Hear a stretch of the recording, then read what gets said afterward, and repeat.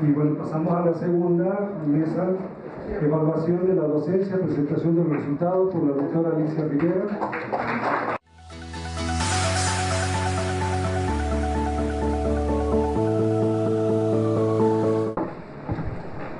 Gracias. Bueno, lo que yo les voy a presentar ha sido, les voy a platicar rápidamente una síntesis. La comisión de docencia se formó en esta gestión del área académica 1. Está integrada por la doctora Lucila Parga, el doctor Andrés Lozano y el maestro Héctor Reyes Lara. Esta es la comisión que ha venido trabajando en este tema de la evaluación. Nos importaba mucho entrar a este proceso, pero con el ánimo de mejora de la práctica docente.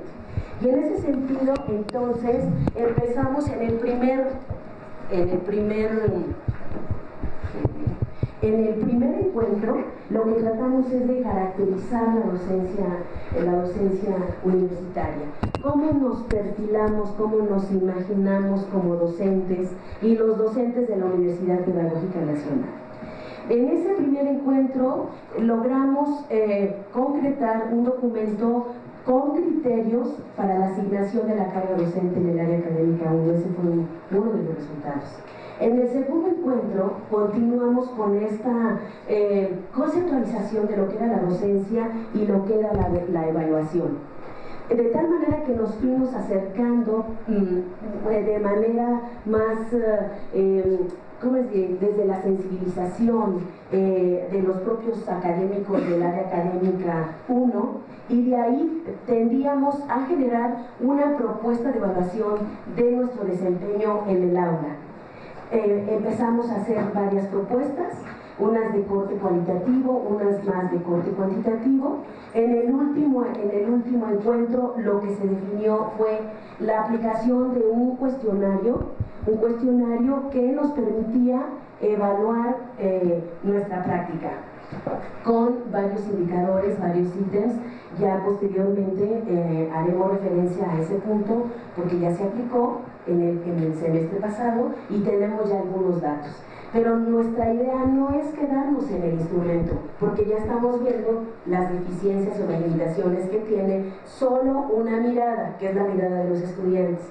Queremos ir un poco más allá, queremos aplicar o realizar una evaluación más cualitativa, más de retroalimentación, donde podamos evaluarnos entre los profesores para que nos miremos unos a los otros y en conversaciones más inteligentes, que podemos llamarlo así, o conversaciones entre nosotros, podemos mejorar nuestra práctica, y hacia allá vamos. Y entonces, para irnos acercando poco a poco, lo que hicimos en un primer momento fue aplicar un cuestionario a los estudiantes de séptimo semestre de administración y de sociología. Y este cuestionario era de autoevaluación, donde a partir del perfil profesional o perfil de egreso, los estudiantes se miraban y decían qué conocimientos habían adquirido, qué procedimientos y qué actitudes.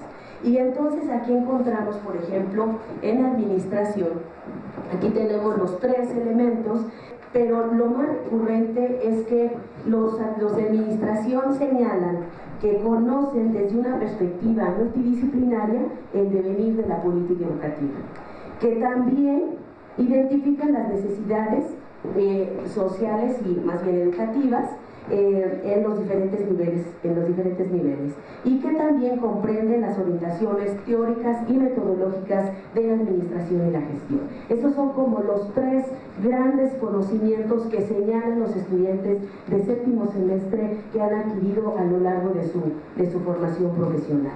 Mientras que en la parte de los procedimientos dicen que han aprendido a apoyar y orientar a los tomadores de decisiones y que pueden analizar los procesos sociales, políticos y económicos de la educación.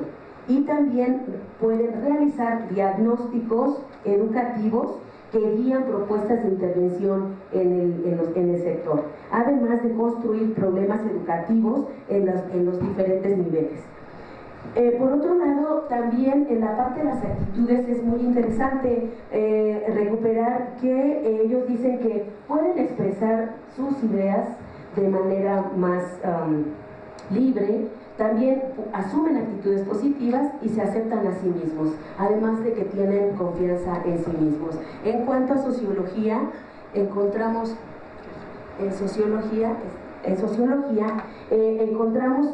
es muy interesante ver la gráfica en cuanto a conocimientos en sociología, porque allí plantean que conocen de forma explícita las ideas principales y además pueden explicar el proceso educativo en términos de conocimientos, y en términos de procedimientos realizan estudios interdisciplinarios y también relacionan conocimientos previos con los nuevos conocimientos y planean y desarrollan la docencia.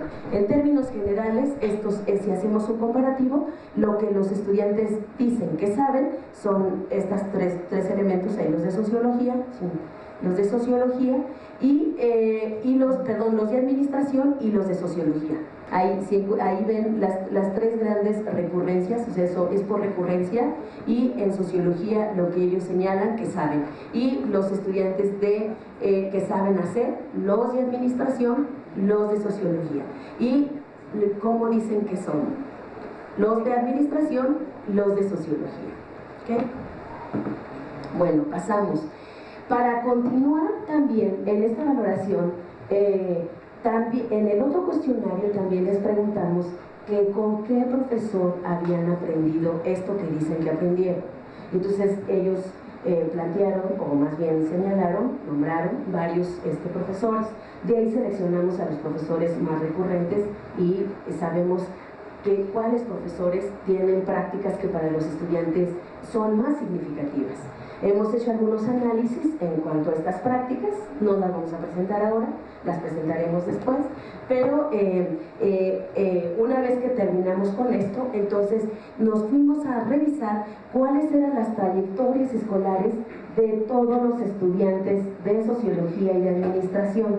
Entonces les aplicamos un cuestionario a los de segundo, cuarto, sexto y octavo de esa generación, de ese semestre, y de tal manera que empezamos a encontrar en dónde están ciertos cuellos de botella, digamos, en términos de materias reprobadas, las materias que ellos les consideran difíciles y aquellas que les desagradan. También encontramos las que les agradan y las que se les facilitan, pero para nosotros es más importante ahorita ver cuáles son esas materias, las que los estudiantes consideran que son las más complicadas.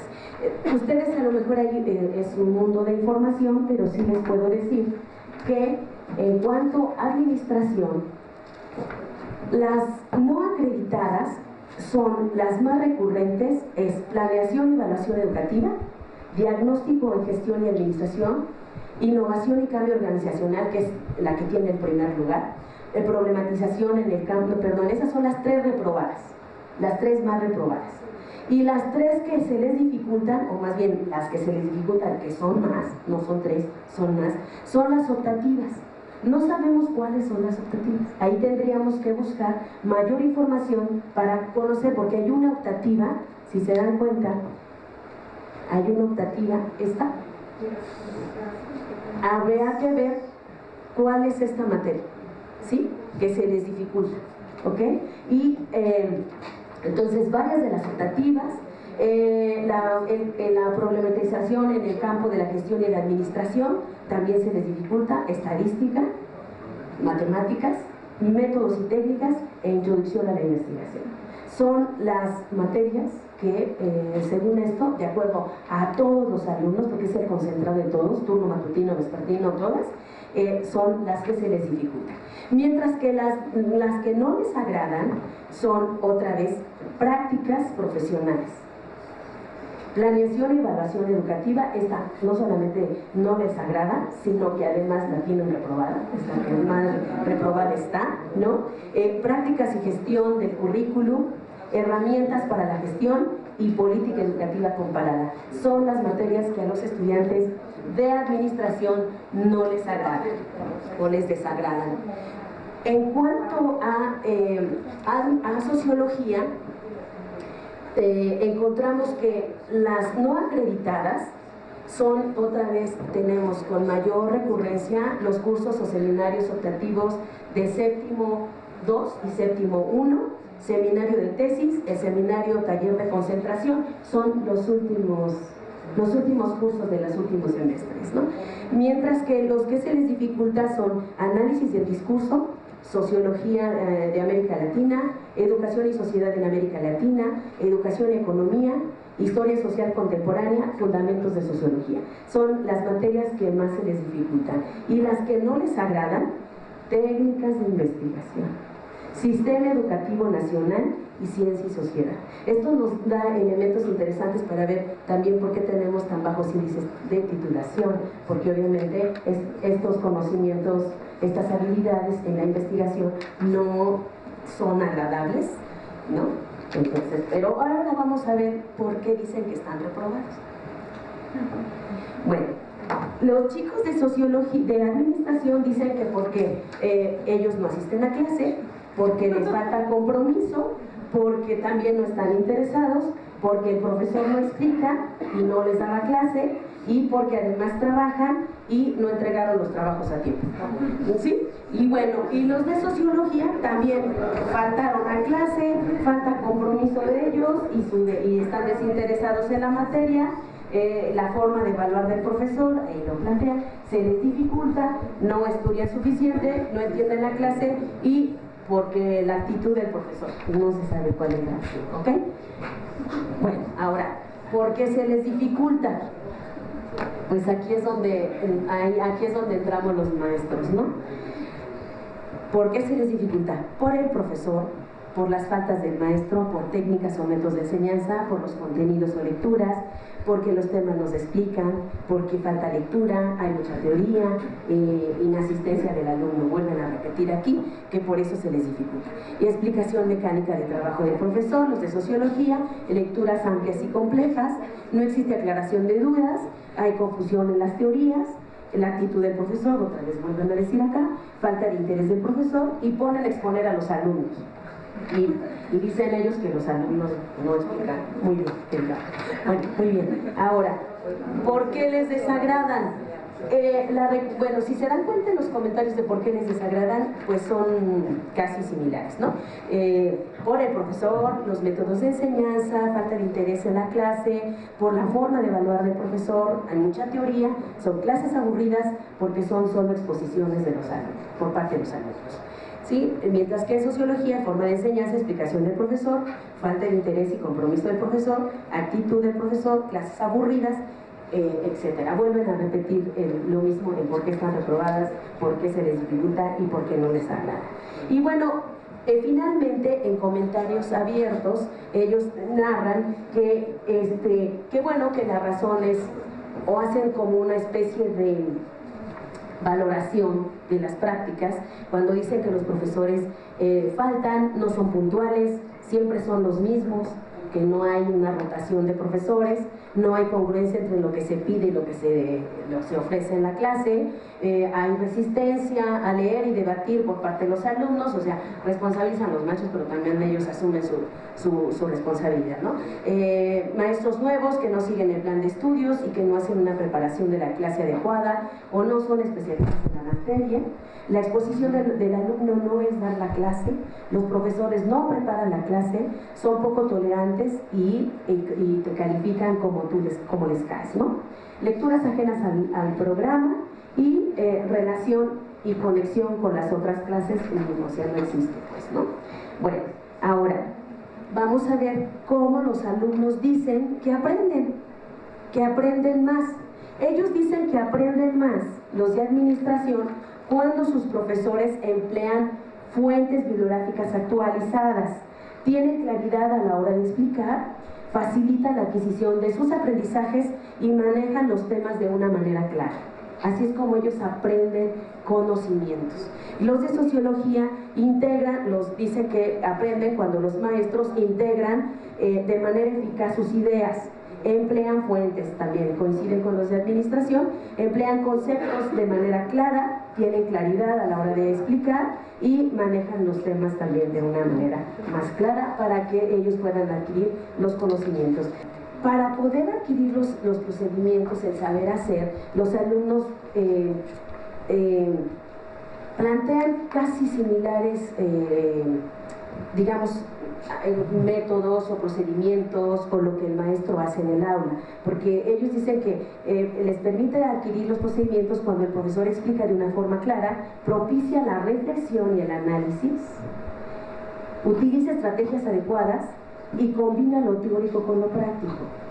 Mientras que los de sociología plantean que expresan de manera coherente las teorías y las prácticas, explica de una forma clara y propicia también la reflexión y el análisis y da indicaciones de una manera clara.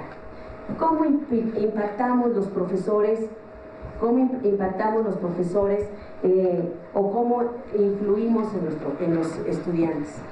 Cuando transmitimos el gusto por la materia, cuando se muestra un compromiso hacia los estudiantes, hacia los contenidos y muestran también ese interés por los alumnos. Esto tiene un porcentaje alto, más del 90%, y proyecta una actitud positiva. Esto dicen los estudiantes de administración, mientras que los de sociología dicen que proyecta seguridad cuando explica y cuando está en la clase. Permite que expresemos las ideas de manera libre, esclarece dudas de manera clara, muestra interés por sus alumnos y proyecta una actitud positiva. Y hay coincidencias entre unos estudiantes y otros. Por lo tanto, ellos sugieren que nosotros, para mejorar nuestra enseñanza, tendríamos que tener unas clases más didácticas, no tanta lectura, incluir debates en clases, ¿no? Que los profesores enseñen a los alumnos a expresarse, y eso permite que podamos tener una mejora. Y les siguen porque hay muchas recomendaciones, ¿no? Nos hacen muchas recomendaciones, dicen que los docentes investiguemos para innovar con materiales didácticos, que seamos puntuales, que pongamos más ejemplos de la vida cotidiana, que seamos puntuales, que no nos salgamos del tema y platiquemos de nuestra vida, agilidad en los temas y estimular más la participación, mayor comunicación entre profesor y alumno, ser más didáctico, más accesible e implementar prácticas en instancias públicas y privadas. Son algunas de las sugerencias más recurrentes que plantearon en estos cuestionarios de las trayectorias y de esto, cómo califican o valoran la práctica pedagógica. Esto, como decían al principio, la Comisión de Docencia, estamos trabajando en no solamente mejorar o hacer propuestas de mejora, no solamente para la implementación de un procedimiento de evaluación de la docencia que nos lleve efectivamente a incidir en lo que hacemos en el aula, a mejorar lo que estamos haciendo. Y como decía, que no solamente sea la propia mirada del alumno, que creo que es muy importante recuperarla, pero también creo que es importante que planteemos un procedimiento también más de corte cualitativo en el que podamos incorporarnos todos los docentes y poder charlar sobre lo que hacemos, nuestros problemas, nuestras necesidades. Tal vez la necesidad sea de actualizarnos, tal vez la necesidad sea no sé, de reconocimiento, etcétera. Por ahí también hay un estudio sobre autoconcepto de los maestros de toda la universidad, que otro día se los presentaremos, porque es muy interesante ver cómo nos percibimos los docentes de la pedagógica y que nos diferenciamos, o que ahí se diferencian los docentes en general de aquellos docentes que los estudiantes dicen ser significativos en su formación profesional. Hay diferencias interesantes en cómo esa percepción influye en cómo nos miramos nosotros y cómo esta mirada que tenemos de nosotros mismos influye en la mirada que los alumnos tienen de sí mismos. Es muy interesante. Voy a leer algo que no les presenté acá por la falta de tiempo, pero es un comentario de uno de los estudiantes. Dice: sabemos, los profesores deben cumplir con ciertos estándares y normatividades. No olviden la razón por la que eligieron dedicarse a la docencia. Sean grandes por lograr grandeza en sus alumnos, por apropiarse del conocimiento, no por cumplir con horas clase. Reenamórense de su profesión y reencuentren su vocación, la cual es sumamente honorable. ¿Por qué leo esto? Porque pareciera que mostramos la parte de la autoevaluación desde una perspectiva como más negativa, por decirlo, lo que no les agrada, lo que se les dificulta, las reprobadas, las observaciones que nos hacen a los profesores, etcétera, etcétera. Pero cuando tú empiezas a recuperar las prácticas de los docentes universitarios, aquellos que son significativos, empiezas a ver qué es lo que estos profesores hacen bien, que les gusta a los estudiantes, no porque les gusta como les gusta, sino que para ellos promueven esos aprendizajes significativos. Lo que les mencionaba, esto de acercarse a los alumnos, tener más libertad, de repente confrontarlos más, etcétera, etcétera, me parece que eso tenemos que poner también en la mesa. De tal manera que a lo mejor los que no somos significativos tengamos que aprender de esos otros, como en esa parte del espejo que tendríamos que mirarnos, ¿no? Los unos con los otros. Por eso decíamos que nosotros estamos apenas iniciando este proceso de evaluación que cuesta mucho trabajo. O sea, cuando hablaban de evaluación, así que todo el mundo se espantaba y decía: chispa, ya van a llegar ahí como el capataz a decir si llego temprano, si manejo bien los contenidos, si quiero saber, no sé qué, sino que ir pensando en una perspectiva de evaluación más desde la reflexión sobre la práctica, pero para mejorar lo que estamos haciendo. Y en ese camino estamos, en ese camino andamos, ¿sí? Porque no nos queremos quedar con decir o estigmatizar los buenos y los malos, los significativos de los no significativos, sino más bien ir pensando en esta reflexión, no solamente de nuestra acción, sino también de los propios contenidos. Porque bien dices, tendríamos que regresarnos también a los contenidos, ¿sí? A estos que les están generando también broncas, ¿no? Estos de investigación, de metodología, todos estos que salen ahí que no les agrada y que dicen por qué, ¿no? Una cosa sí tiene que ver con los profes, pero también tiene que ver con las lecturas. Y tal vez sí porque no lean, pero también tal vez porque no les damos tanto nosotros como los estudiantes ese gusto por el contenido. Pero tendríamos que revisarlos, tendríamos que entrarle también a hacer una revisión o una evaluación interna de los propios programas, de los propios contenidos. En eso creo que están ahorita administración, también el asunto de los CIES, que tiene que hacer una evaluación de los contenidos, de las materias, de esta relación que guardan entre sí las materias. Creo que eso es lo que tendríamos que hacer. Tú dices, no en general, yo creo que a nosotros nos toca como área 1, porque ahí es donde estamos y ahí es donde está la comisión trabajando, las 2 licenciaturas que nos corresponden, pero psicología no está siendo ajena. Psicología hemos estado evaluando los contenidos desde hace un buen rato, ¿sí? Tú sabes el debate que se arma en currículum cuando tienes que definir ciertos contenidos, ya pasaste esa materia, pero bueno, no le vamos a entrar ahí. En cuanto a lo organizativo, también lo hemos revisado en este asunto que tiene que ver con la identidad, tiene que ver con con eso que la institución hace para que nosotros nos impliquemos en las actividades de la propia universidad. Creo que tendríamos que revisar eso, pero creo que ese es otro momento. Ahorita lo que a nosotros directamente nos toca es revisar como esos contenidos y revisarnos nosotros. en esta parte de que ya nos están diciendo cómo aprenden, qué les gustaría, y también ver a los otros, que sí les funciona bien o que sí dicen los estudiantes, que yo decía, esto de las prácticas que hemos trabajado, que está el maestro Alberto, que hemos estado trabajando nosotros, las buenas prácticas docentes, universitarias y también en la práctica, las prácticas en educación básica, que creo que nos dan elementos interesantes para empezar a ver qué es lo que podríamos hacer, cambiar en nuestros propios aulas, ¿no? En los espacios que nos corresponden. Eso por un lado, y por el otro, decía yo, que tiene que ver no solamente con características didácticas, pedagógicas, de dominio del contenido por parte de los docentes. También tiene que ver con una cuestión personal, y también ya hicimos un trabajo que les decía yo de la percepción que tenemos de nosotros mismos. Muchos de los maestros no están satisfechos con la labor, con lo que desempeñan, no están autorrealizados, no toman iniciativas, etcétera, etcétera.